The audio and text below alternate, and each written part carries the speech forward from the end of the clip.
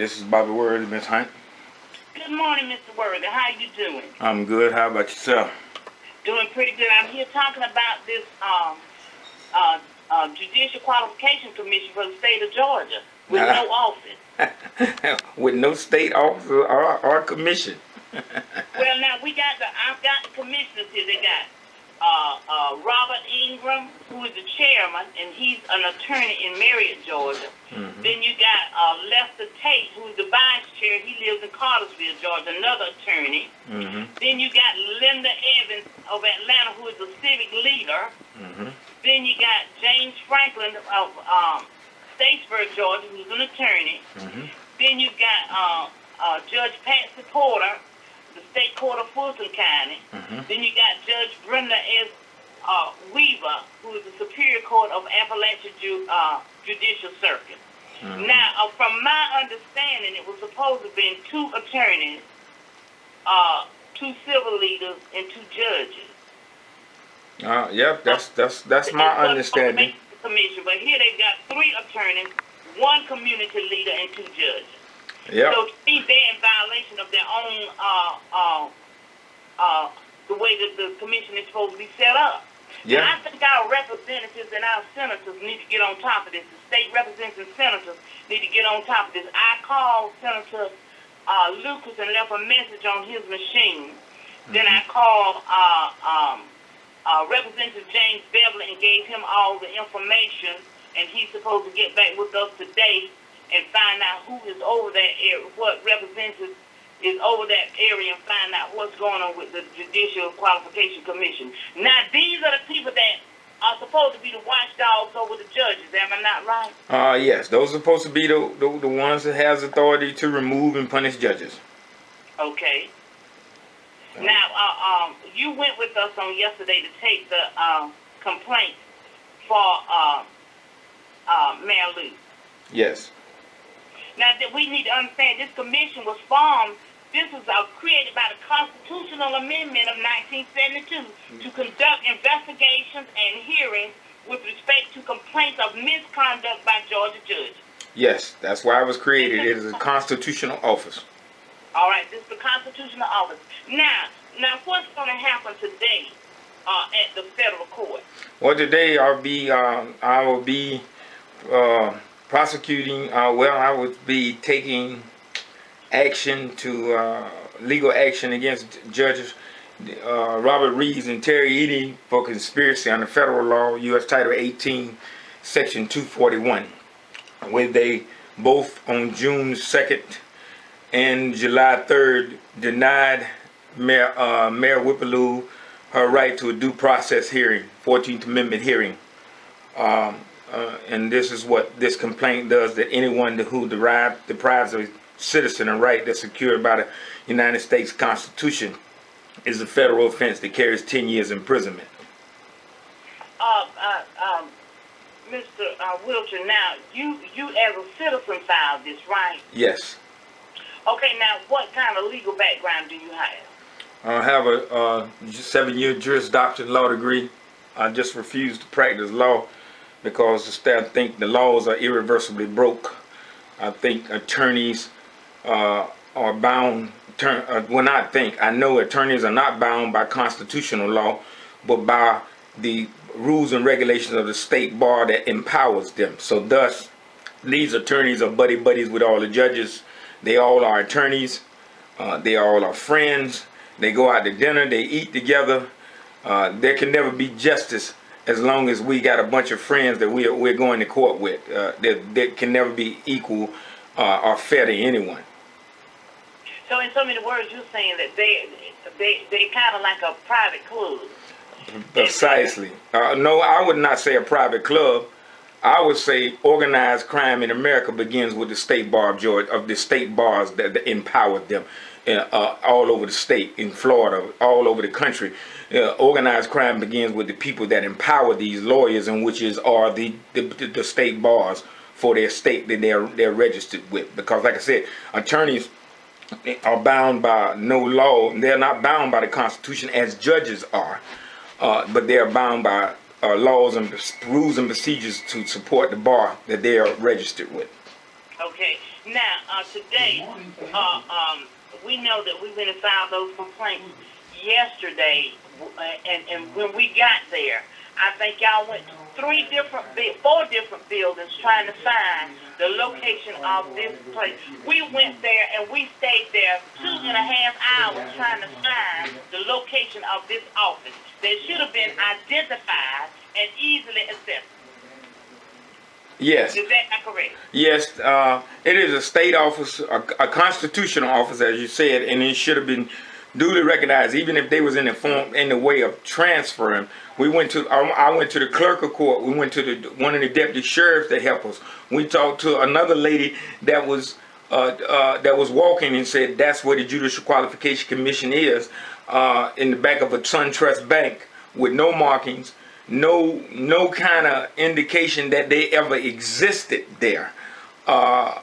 Makes me wonder, does this commission really exist? Is it a state constitutional office? Definitely, in its constitutional office need to have an office. At least they should have had a notification that they are moving, or a sign that said we're currently not in. But we went inside the building. There was no indication that the Judicial Qualification Commission ever existed there. Well, that was ever there. Well, now, according to their website, they have a staff. Now, we know that the director has been changed, and the new director is out of South Georgia, and he has not set up office yet. But if an office was already established with Jeffrey Davis, then Richard Hyde, who is the chief investigator, and Tara Moon, the executive assistant, should have been there. Yes, someone should have been there to notify, either let us know that they was moving. Like I said, there was no indication in writing, phone, or nothing. No kind of nothing. Like I said, when we went inside the building, there was nothing but one accountant, and all was other attorneys, and two of those attorneys I called never existed. One called me back and said he has nothing to do with the Judicial Qualification Commission, but they are in that office. They are in that building, but I see no signs of that anywhere. Okay. Now, the commission, it says here our legal system is based upon the principle fair and competent judiciary will interpret and apply the law that governs us. The rule of the judiciary is central to America's concepts of justice and the rule of law. Intrusive to all sections of this code are to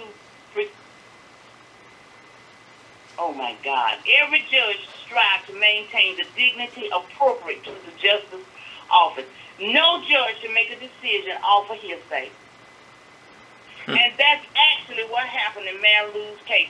I was sitting right there in the courtroom when the judge for Edie and the four citizens, one councilman and four citizens, got up and lied and said that Mayor Whipperloo was bankrupting the city. Had bankrupted the city, was just about bankrupt. Now, but last week on Thursday, they had a sign saying the money's in the bank. Everything is okay. He came on the news and said the money's in the bank. Everything's okay. Now, the mayor is bankrupt the city. Now, how's the money in the bank and she done bankrupt the city? They mean in their bank. Personal bank. Oh, I see now. Okay. Yeah, so yeah. they know where the money is. Yeah, they know where the money is. It's in their personal bank account. Oh, okay. Well, you know. And they're trying to keep the new city attorney from doing his job. Well, yeah, that's only because they once he do the audit, they're gonna expose the true criminals. And I'm gonna tell you this here. They need to pray to whatever God they pray to, because what they took this honorable mayor through. They better pray to the God, whatever God they pray to, because it definitely ain't the same God I pray to, that they don't find fault in them. If I get to them, before the police get to them, it's going to be ugly. Well, I tell you what, she went to pay a bill on July the 6th at the city hall where you go to put your water bill in the drop box. Now, the place is closed. She goes to pay her water bill so she don't be there and nobody takes the thought that she's there to do any bit to try to go in her office. She goes when the place is closed to put her water bill in the drop box. A police officer was dispatched to City Hall from a complaint that someone made that the currently suspended mayor of Garden was on the premises in violation of an active PTO. Now, how is the PTO doing anything to do with her going to pay her water bill? Yes. Apparently, there is no written protocol in the city of Garden that will keep her from coming to pay her water bill. No, it's not. And then you know, it's just there being, because the case is getting attention, and it's just like this here. A hit dog will holler every time, and a criminal gonna steal till he get caught. That's right. That's right. And what's done in the dark will eventually come to the light. And I'm here to tell these criminals that it's coming to the light. All right. Now, we appreciate you calling in. And what time are we supposed to be to court today? At 2:30 p.m. today. Everybody to meet us at 2:15. Yeah, be there earlier. The court building. Yeah. The corner of Mulberry and 3rd Street. The corner of Mulberry and 3rd Street. National Action Network. Wear your T-shirts. NAACP, wear your T-shirts. We want them to know that these two organizations are standing together. The presidents of the organizations are united. We're not fighting one another. We're working together. All you liars out there that want the NAACP and National Action Network not to work together, well, mud in your eye, because we going to work together. Yep. Work together. Yep. And we got one more thing. I have the national chair for the new Black Panther Party. It's a possibility that he will be down there. He was out of town on his way back in, but it is a possibility that he will be down there today. That's the new Panther Party. The new Black Panther Party. Anyway, aren't they getting ready to come to Garden? Well, yeah, we making arrangements. All right, when they come, let me know, because I want to be there too. Well, you know, when they come, when it's time for them to come, it's time for people to get to leaving, because we're not coming to be pretty. All right now. Well, we'll meet you at 2:30 today down on the corner of Mulberry and 3rd Street, there for this hearing. And that one more thing I want to say is that to everyone, that I don't care what Judge Reeves said. I don't care what Terry Edie say. Mayor Whippaloo is still the mayor, and he has no authority to remove her. He has an authority to issue a temporary TRO against her, but he has no authority or jurisdiction to remove her powers. All right. All right. We thank you, and we'll be looking to hear more from you. Okay. All right. And now, Mr. Rhymes, is he there? Yes, I'm here. Mr. Rhymes, tell them where they can go to YouTube to see all the videos where you taped all of these things that's going on with Mayor Blue.